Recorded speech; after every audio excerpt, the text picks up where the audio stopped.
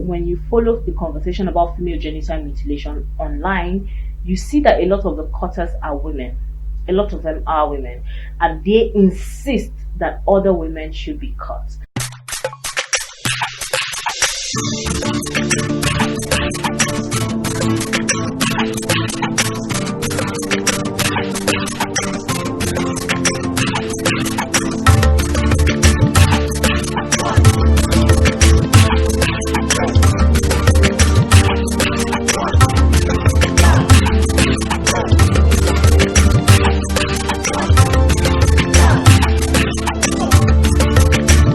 Hi, welcome to another episode of Shades of Us, The Rant. I am Ramat. So I have been talking about female genital mutilation because it is a topic that is dear to me. I am worried about the prevalence across Africa and across the world, and so I did a video looking at an overview of it. That was the first episode in the 4-part series. The second episode looked at the types of procedures there are, and then the prevalence in the world, in Africa, how some people are beginning to say that safe practices may be the way to go. And I don't agree, but again, it's just what it is. Today, I'll be looking at the ripple effects of female genital mutilation on women's health, women's rights, women's existence, their socio-economic presence in the world. So there are many reasons why female genital mutilation is performed. So many reasons: socio-cultural, religious, and again, I always do this when I say religious because we'll talk about it eventually. Now, there are countries where female genital mutilation is seen as a social norm. Somalia is an example where it is very normal for women to be cut, to be mutilated, because it is part of the culture, it is what they believe in. Egypt is another country, Djibouti. In fact, the countries where you have high prevalence of female genital mutilation, you can almost always be certain that it is a socio-cultural norm.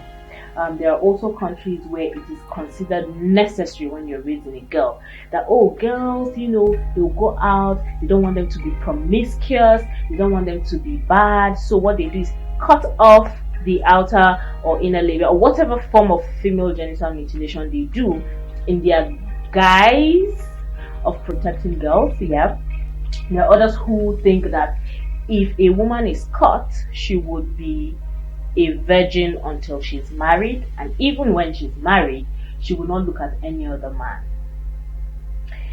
So there seems to be a lot of policing of women's sexuality, which I have seen with female genital mutilation. It is almost entirely done based off of policing women's sexuality and sexual responses. Other people believe that being caught increases marriageability. Quite recently in Nigeria, we saw a senator who married a younger wife, and the the women of the country, of the community, said she had to be cut.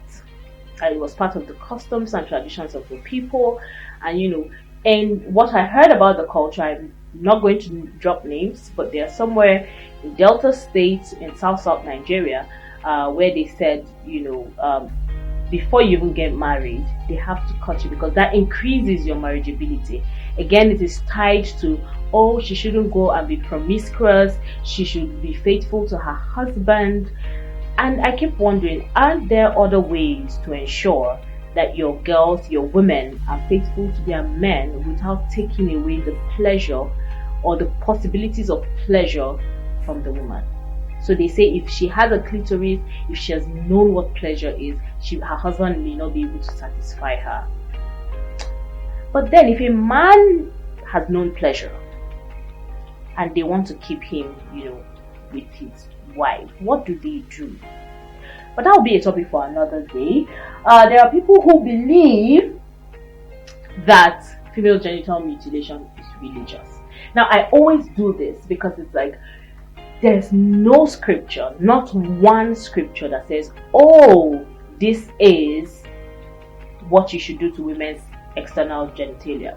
No, not one scripture anywhere. Whether you believe in the Quran, whether you believe in the Bible, whether you believe in what other books from Hinduism, Buddhism, whatever, there's nothing.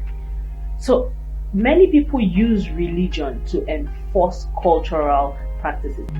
So there are countries where local structures of power and authority, such as their community leaders, religious leaders, circumcisers, and the likes, are the ones who enforce the cutting of girls.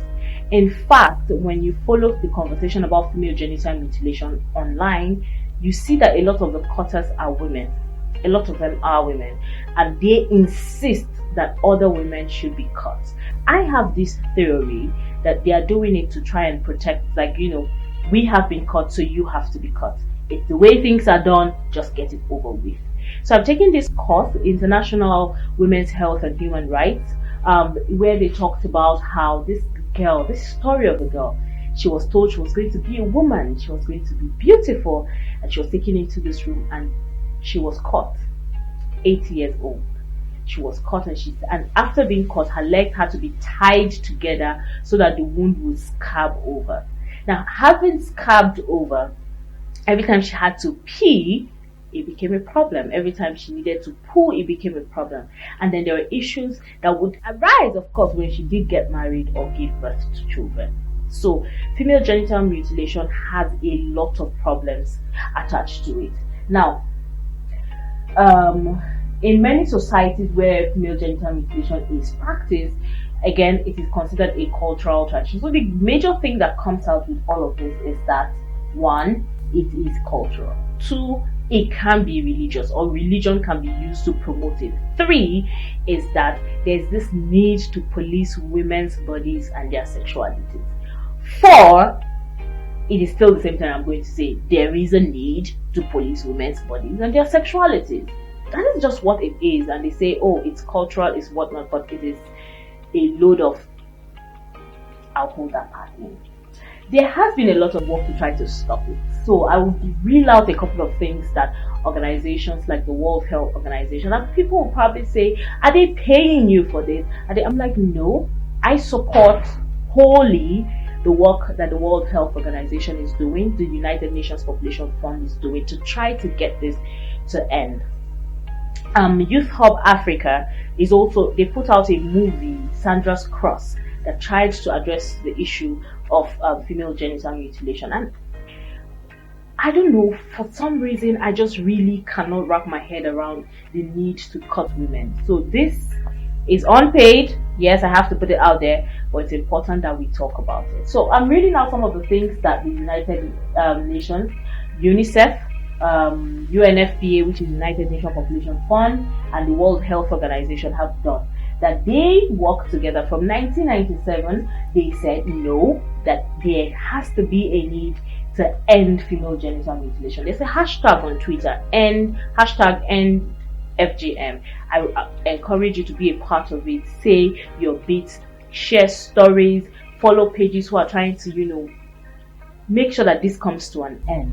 There is a consensus that there should be wider international collaboration to ensure an end to FGM. Now, international bodies are monitoring the situation. They have condemned the practice. Some countries have come out to condemn the practices. There's been revised legal framework and growing political support to end FGM. Now, this includes a law in 26 countries in Africa and in the Middle East. Now, as well as 33 countries who have migrant populations. So these are important. The prevalence of FGM has decreased, in all honesty, but there's still so much work to be done. Research is saying that if communities are pushing it themselves, which is why I am interested in this, is that they will be able to bring it down. And that is basic common sense, right? Eliminating female genital mutilation is an interagency affair. Inter-individual, inter-agency, inter-everybody. We need to work to have this problem solved. There are so many things that people have done to ensure that this comes to an end. But in 2012, the United Nations General Assembly adopted a resolution on the elimination of female genital mutilation. It has gone like over and over and over. All of these organizations I've mentioned have put in their work to try to do it. The question now is, how can you and I ensure that we end female genital mutilation? I think the easy thing to say is, you can talk about it. That is the first thing I call out. You may not have the power to change policies or to advocate, because advocacy is about talking to government, it's about working with government to change policies. You may not be able to do that. But what you can do is talk about it. You can mention it in your circles, using your social media handles, speaking against it, helping women that are out there. These are things that you can do. But it is important that you understand the issues and then you're able to lend your voice to it. Also, I want you to share your stories with me. What female genital mutilation have you seen? Have you experienced? Have you had to deal with? Right? And what do you think global efforts should do to be able to end this quicker than planned? That's about it for today. In the last episode of this series, like I said, it's a 4-part series. In the last episode, we'll be looking at the health benefits. And I put that way because people say there are benefits.